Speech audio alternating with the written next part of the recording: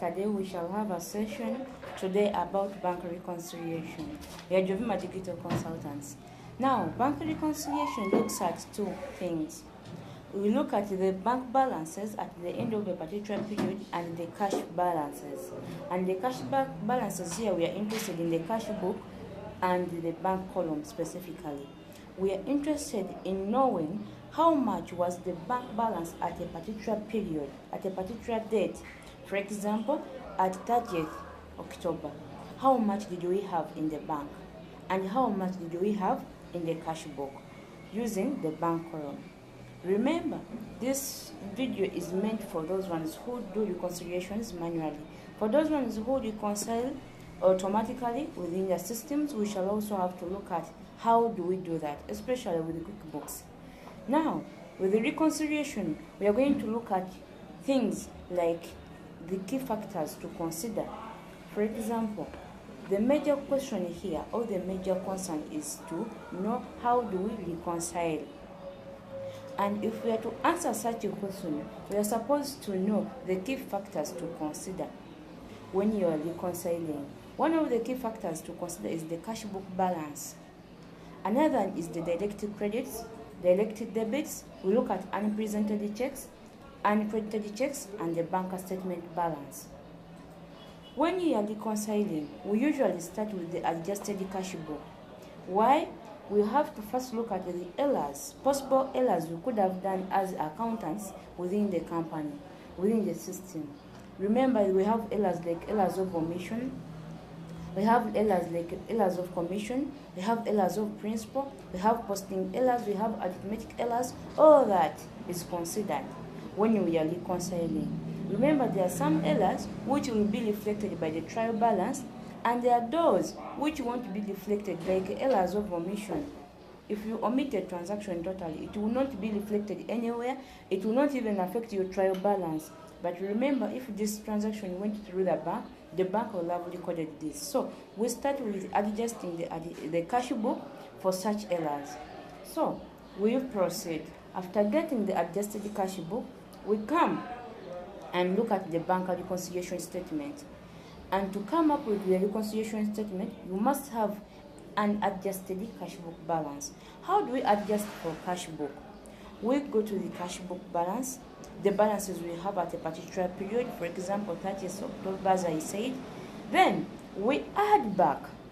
We are going to add back all the direct credits we had in that period. What are direct credits? These are transactions, or these are revenues, income received through the bank, but not recorded directly in the cash book.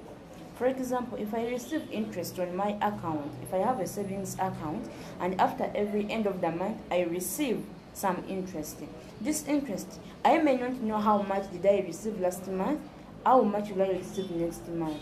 So it means I can't easily estimate it and I automatically put it there. It has to first happen. It has to first be and then recorded. Therefore, I may receive this money in the bank, but not recorded in my cash book, because I don't know how much this money is. So for such direct credits are supposed to be added back to our cash book balance. Then we also remove the direct debits. What are direct debits? These are transactions we incur, expenses we incur in the bank. For example, the bank charges, the account management fees, the ledger fees, all that. Such transactions or such expenses are directly debited in the bank, but we rarely the debit or we rarely affect the same in the system, because we don't know at that point.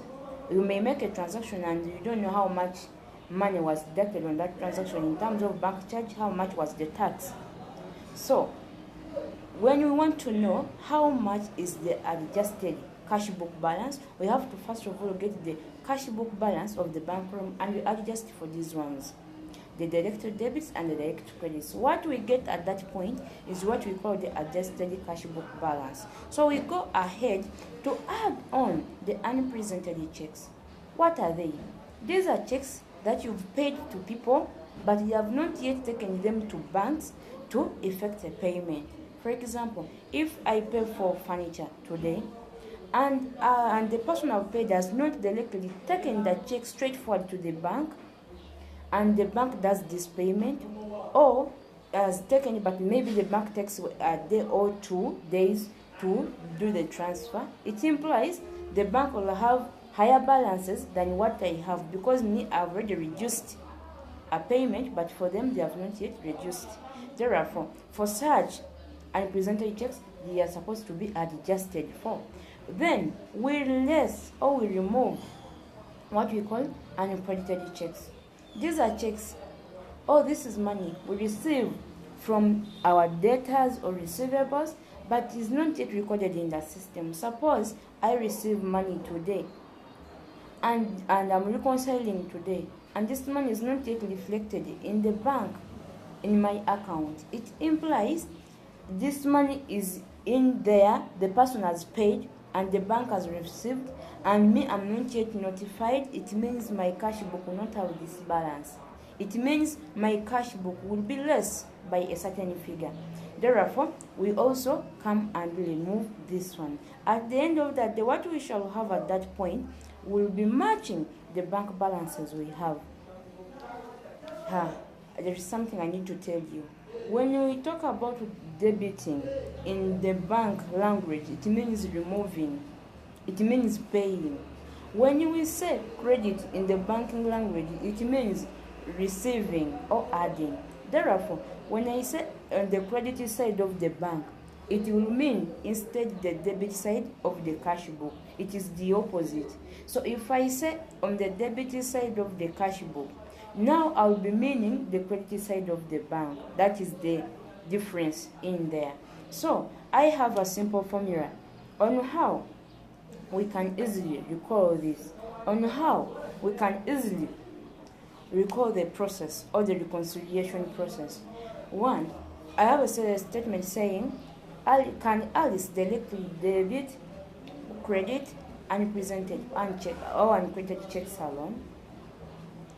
Can Alice directly credit or debit unpresented or uncredited checks alone? The beginning, actually, each dig that says each word has been highlighted, and that's where my interest is. For example, the C from what can looks at the cash book balance. That's where we start from. Then the F from Alice says advocacy for errors in the cash book.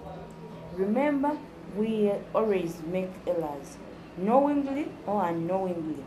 So that's why we have to first adjust for these errors before we go any further. For example, you might have done an error of principle. You might have done an error where you're supposed to debit, you instead credited. Where it was supposed to be an expense, you instead put it under assets. So before we go any further, we first adjust for such errors. Then you see where we say direct credits. Add all these direct credits, all money received in the bank in terms of interest, commission, all that. Also add it. Then you remove direct debits in case of transactions like bank charges. Remove tax in case of account management fees. All that, remove it. At that point, what we will have is what you call an adjusted cash book balance. Then go ahead to add the unpresented checks and remove uncredited checks. What we will have at that point is what we call the bank balance. It will be the same. When you look at the two, it will be the same. But this is a point to note. If you're to reconcile a bank and cash book, make sure your opening balances are updated. Otherwise, if you update now, for example, if you reconcile for this month, yet last month is not reconciled, it means you're carrying forward the wrong balances. Chances are higher that even this month may not reconcile, may not balance. So, opening balances is a key point here. Make sure your opening balances are updated, are matching the ones you have in the bank, match those ones you have in the cash book before you start reconciling. If they don't match, first go back to reconcile previous periods before you reconcile the current period. Thank you so much. Next time we shall have to look at the memoranda account. What happens if I have to reconcile Uganda shillings with US dollar? What will happen if I have different currencies yet I'm supposed to reconcile? every month. So we shall have a memorandum account the next time, and you will see how do we reconcile different currencies. Thank you so much.